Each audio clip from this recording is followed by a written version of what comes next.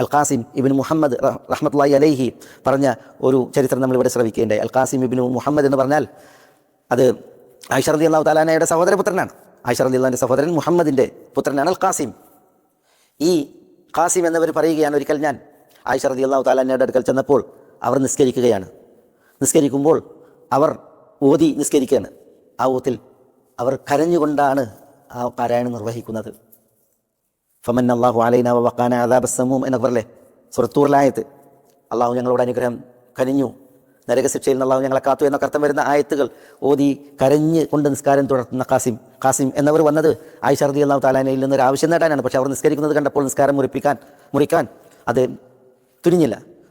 അദ്ദേഹം പിന്നെ സൂക്കിലേക്ക് പോയി തൻ്റെ ആവശ്യങ്ങളൊക്കെ കഴിഞ്ഞ് വീണ്ടും മടങ്ങി വന്നപ്പോഴും ആയിഷ റളിയല്ലാഹു തആല അൻഹ അങ്ങനെ ആ നിസ്കാരം അതേപോലെ തുടർത്തിക്കൊണ്ടിരിക്കുകയാണ്, അതേ അവസ്ഥയിൽ എന്നാണ് അൽ ഖാസിം ഇബ്നു മുഹമ്മദ് റഹ്മത്തുള്ളാഹി അലൈഹി മഹദിയെക്കുറിച്ച് പറയുന്നത്.